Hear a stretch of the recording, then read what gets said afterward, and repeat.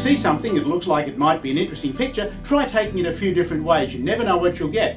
And here's one that I'd like to share with you.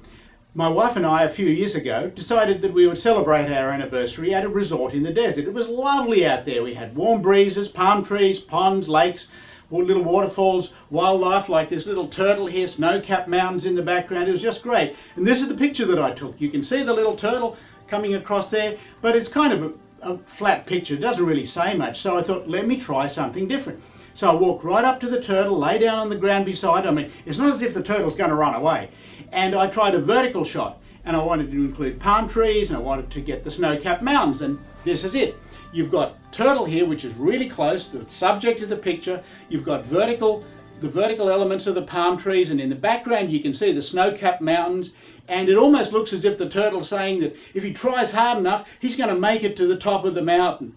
So that's why I like the shot. It just appeals to me. However, I think I can make it a little bit better. And what I think it needs is to take a little bit off the top and a little bit off the bottom, because it's just a bit too tall, and I'd like to bring up the snow-capped mountains a bit. We can really easily do that in iPhoto. I'm going to show you how.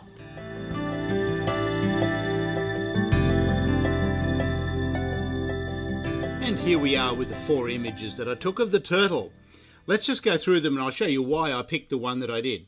This one, it's kind of not a picture of anything really. It's a nice interesting little scene, some water and the things in the background. It's a nice little memento, that's all it is. This is a picture of a turtle, could be anywhere. This one, it's got a bit more movement going on, but the mountains are too far away from the turtle. You don't really connect the two, and the turtle's head is against this dark area, so it doesn't really stand out. Now look at this one. This is the one that I chose, and I'll tell you why. You get a really good sense of the turtle. You can see the energy in his or her back legs, and the mountains that we'll be bringing up are a little closer, and there's a nice interesting little path going around here and sweeping back, which is in the other one, but this one also has a big tall palm tree or two there, and the other one seems a bit cut off. Now, you could say this one's good enough to run with, and maybe you're right, but I think we can make it a little better. I'm going to do basically two things. One is to crop it a little bit, because it's a bit heavy down here. There's a bit too much grass, and it doesn't really do anything for us. And up at the top here, your eye tends to run off the picture a little bit because there's too much space above the tree. We need to preserve this, we need to keep that, and we need to have this distance here away from the edge. So what we're going to do is go into editing, which we do down here. That brings it up, and the first thing that we want to do, obviously, is to crop it. I'll bring that up here so you can see it, and we'll come down to custom. Now, at this point, we have to make sure we uncheck the constraint so that it's free. And we make sure that we're out at the edges here, because we want all the width we can get right on the edges there. And how much do we take off the bottom? Well, we bring that right up there. We don't really need, you take it away, does that add anything? Take it back, does it add anything? No. But by bringing it up here, it really pushes the attention onto the turtle, and you feel some more movement there. And this is kind of the area of interest around here. At the top, this tree doesn't really have enough breathing room. We need to give it a little more, not the whole amount, because your eye will run off the picture, but about halfway, about that much. That's just my judgment. So we apply that there. And we've got a much tighter picture now, where the objects are larger and the turtle features more. So what we look at now is how do we, I guess, punch it up a little bit. And one of the first things that you can do is go to the enhance thing. The enhance control, not the enhance thing, the enhance control in iPhoto, and click on it. Let me go back and show you what happened.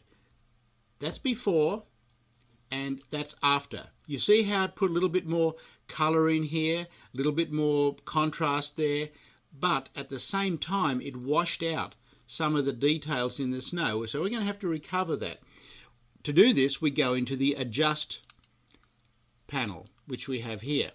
And as you work with iPhoto, you'll become more familiar with what's called the histograms, or the way the colors are distributed. This is the light end, and this is the dark end. Now at the dark end, things kind of taper off nicely. At the light end, they're chopped off, which is why these are just a plain flat white. You can't see much detail. So the first thing we have to do is rescue the highlights, or recover. And if you see in the histogram, see how they're coming back there to more of a normal distribution? And you see what's happening over here? The highlights are becoming more detailed. So that's probably as much as we need to do. Now the downside is we've darkened it here a bit. So what we can do is we come up to this middle area here of the levels, and this is called the midtones. Sometimes it's very similar to increasing the brightness. You keep your black and your white points the same, but what we do is we increase the middle areas a little. And we can also bring up the shadows. If we brought that up a lot, you see how it brings up the shadows? We don't want to bring it up that much. But what we're doing is we've punched this up a little bit now. We've brought the details back in here. I would personally saturate it a little more, not too much, but that just gives it a bit more interest, a bit more vibrance, I guess. And the final thing that we might want to do is to just sharpen a little. Never over sharpen, just enough. And that's probably enough for this one. How do you know? It's trial and error, really. So that's done. Okay, so now we have, this is the new picture. Let's take a look at that. It's a slightly different shape. The turtle features more. You can see the mountains. The path is still there, and there's not too much space above that. So that's our final image. Let's just take a look at the before and the after. So here is the before, and here is the after. The thing is that sometimes very small changes, subtle changes, can make a big difference. And in this case, it just perfected the picture to make it a little tighter, a little bit more eye-catching. Check back or subscribe for future episodes, improving images in iPhoto and more advanced techniques, artistry in aperture.